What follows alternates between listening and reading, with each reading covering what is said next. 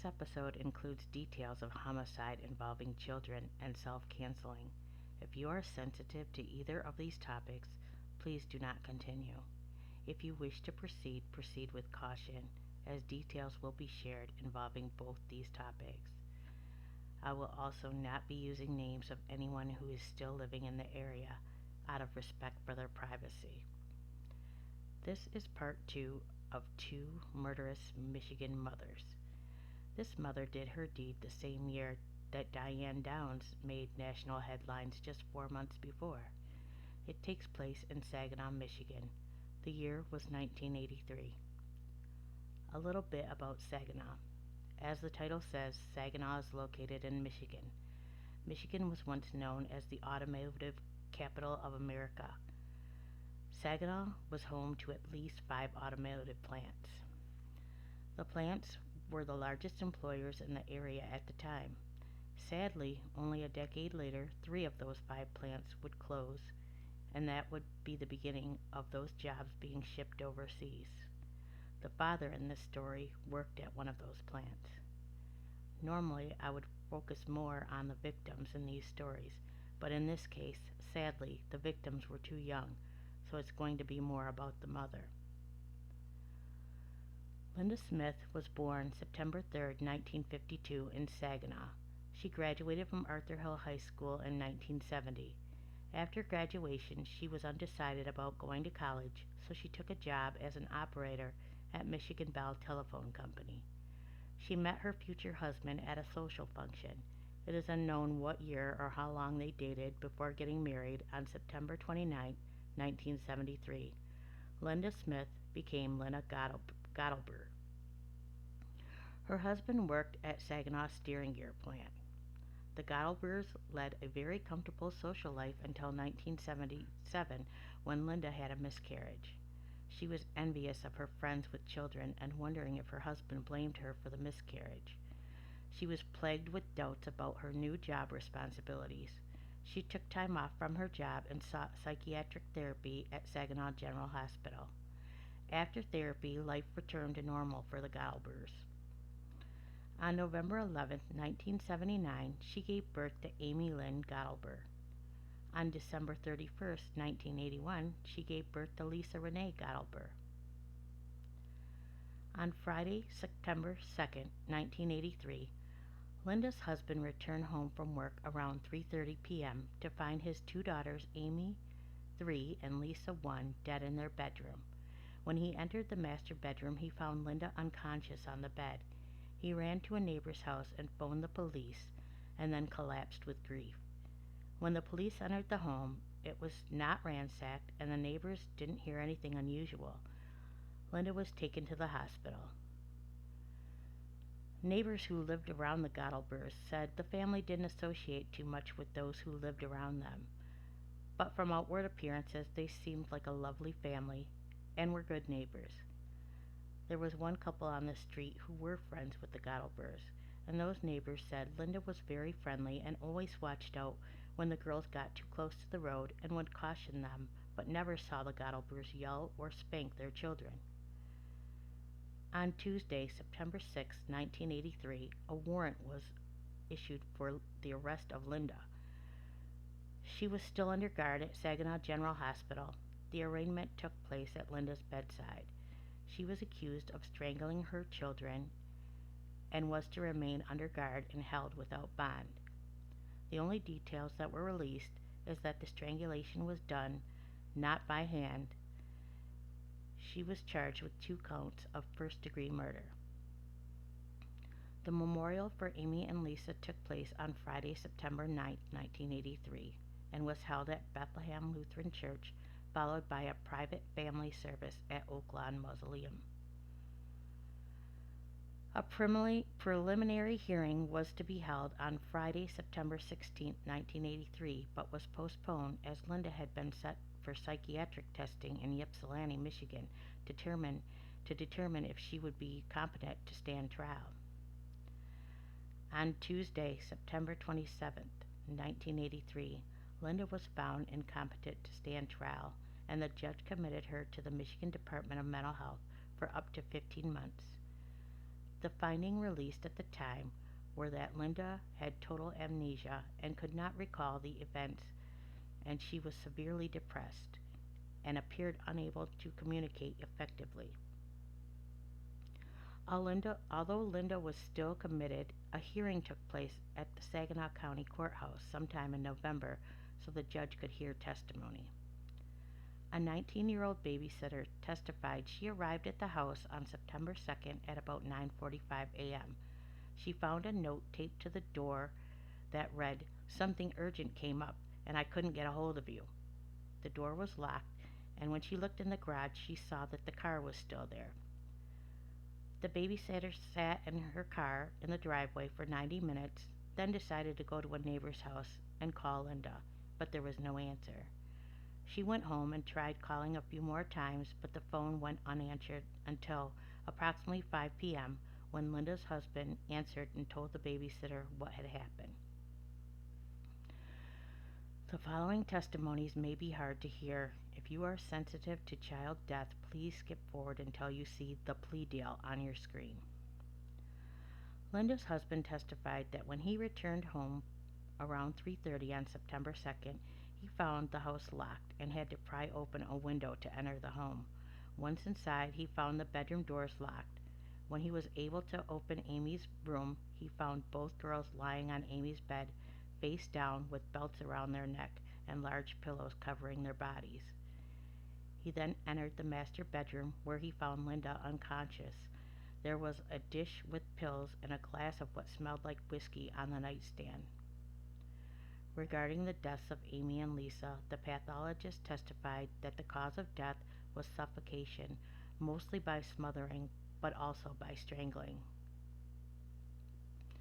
On Thursday, April 12, 1984, Linda appeared at the Saginaw County Courthouse where she stood before a judge and pled guilty to charges of second-degree murder with mental illness, but reserved the right to withdraw the guilty plea if she was sentenced to more than 5 years in prison. In a soft voice, Linda admitted to smothering her daughters by saying, "I took a pillow and suffocated my daughter Amy, and she died. Then I took a pillow and suffocated my daughter Lisa, and she died." She also intended to die along with the girls, and that she did not use belts and did not plan this in advance. During the hearing, Linda's defense attorney stated that she will plead guilty to second-degree murder due to mental illness, but if the judge sentenced her to more than 5 years in prison, that plea of guilty would be withdrawn and they will go to trial on the original charges of first-degree murder with an insanity defense and will ask for less than 5 years. The chief assistant prosecutor said, "The prosecutor's office has agreed to plea withdrawals in the past, but it doesn't happen in most cases. With a guilty but mentally ill plea, the state law requires psychological testing for as long as necessary for the offender." The defense stated they will ask that Ms. Gottleber be sent to the Center for Forensic Psychiatry in Ypsilanti, and her family wants to arrange private treatment. The prosecutor stated that if Ms. Gottleber doesn't get counseling, she can petition the court to order it for her. She could also be sent to Huron Valley Women's Prison, and if that is close enough to the Ypsilanti Forensic Center, where she can go if her condition deteriorates. The judge sentenced Linda to 4 to 10 years in prison. However, she got 9 months credit for the time she already spent in the mental health facility. This meant she will serve 3.5 years in prison. So what drove Linda to commit this heinous act? The psychiatrist who treated Linda at the mental health facility for 9 months submitted his reports to the judge for consideration of sentencing. The report portrayed Linda as severely depressed, insecure woman who became increasingly unable to function and felt her husband was growing less and less tolerant of her condition. Linda's insecurities most likely began when her father died when she was 10. Her mother became overly protective. She was feeling scorned as a wife and mother. Her birthday was approaching on September 3rd, and to her that symbolized a future of dismissal, and she had had enough. She was about to strike back dramatically at people whom she totally depended on yet fiercely resented. The more dependent she became, the more she feared her husband would leave her and take the kids. She felt great anger toward him. In fact, this deadly scenario she orchestrated was aimed to hurt him. The miscarriage in 1977 was the beginning of the problems in the marriage. Once she took the time off from her job to seek therapy, that seemed to help, and life was better for the Gottlebers until after Lisa's birth in 1981, when she chose not to go back to work. However, she found she didn't like staying at home either. The family had less money, which caused her and her husband to argue. In the summer of 1982, Linda checked herself into Saginaw General for therapy. She told the psychologist her husband began to display resentment at her inability to care for the house and the children. In the spring of 1983, her husband began threatening divorce. When she told him she wanted to check back into the hospital that summer, he said she was using it as a vacation from her responsibilities. At a family gathering on the 4th of July, she attempted to self-cancel, which prompted her husband to hire a babysitter who would also be doing housekeeping. The babysitter would come even when Linda was home. Linda's mental health had improved the week before the incident, but when her husband failed to notice her progress, they argued, and she resented he hadn't noticed the changes. These are Linda's words. I was in a no-win-win situation. Whatever I did or didn't do, it wasn't enough, and I was fed up with the way my husband belittled me and treated me like a dummy. I felt like life wasn't worth living anymore. I was trying to work through these problems, and I just got buried further and further, and there was no way out.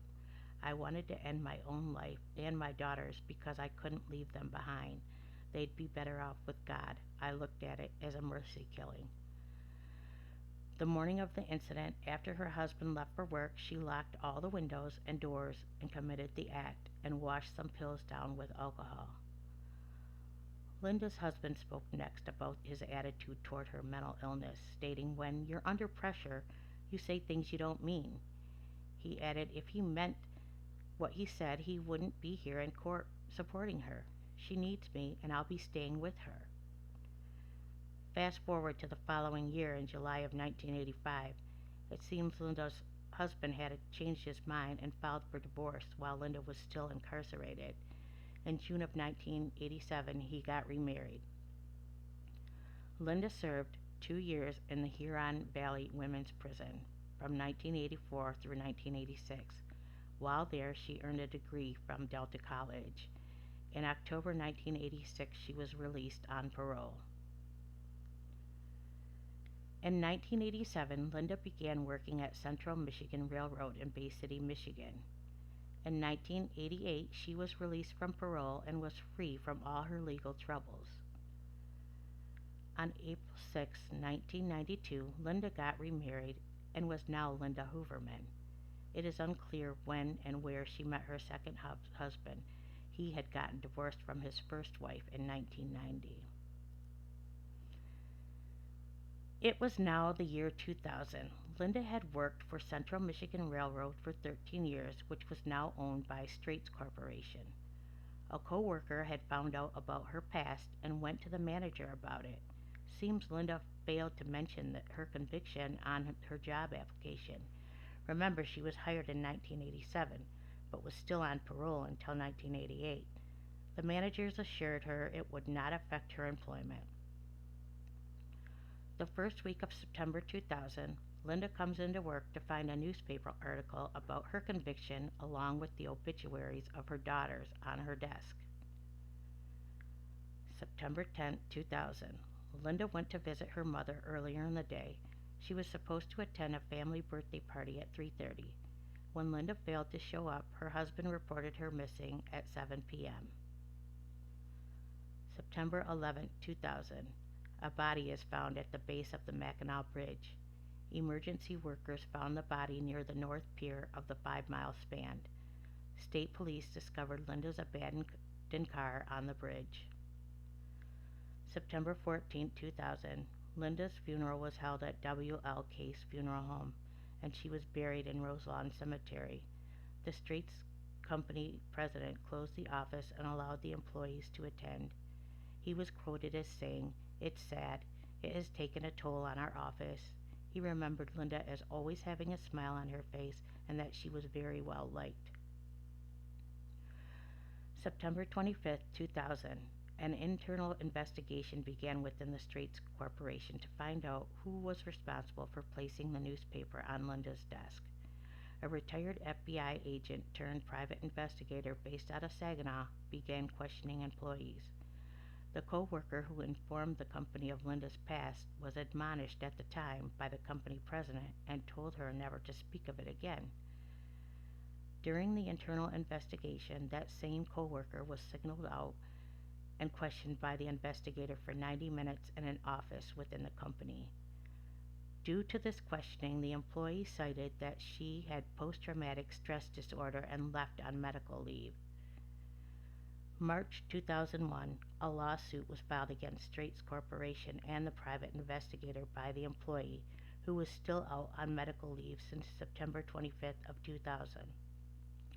The suit claimed that the company and investigator falsely accused her of being responsible for Linda's death. The suit claimed that she was held against her will during questioning. She was seeking compensation for mental anguish, suffering, embarrassment, humiliation, and lifestyle disruption. The employee's lawyer stated that the company had no proof. The company president said they may file a countersuit and denied the claims she suffered harassment and humiliation. The investigator was quoted as saying, "We were in an office setting. She could have left the room at any time." He continued with, "What authority would a private investigator have to have a person stay in a room where the person doesn't want to be?" I couldn't find anything regarding whether either party followed through with their suits and whether the employee ever received the compensation she sought. I do know that she went on to become self-employed business owner and opened a store in Saginaw in June of 2005, which closed in 2009. After that, she became employed in healthcare. Okay, before I go any further, I have to know your thoughts in the comments. I want to know what you think of the newspaper articles being left on Linda's desk after so many years had passed. I am kind of leaning toward it being cruel, but maybe it is because I know what it led Linda to do. Look, I am a mother. I had 2 miscarriages before finally having my one and only daughter, and I could never in a million years imagine harming her. Anyone who could do that to their own children are despicable. I know mental health played a big part in this. I know it's a real thing, and maybe because I've never dealt with it, I cannot be sympathetic to it. Still, I don't think I could be that person to leave a reminder of the worst act a person committed on their desk.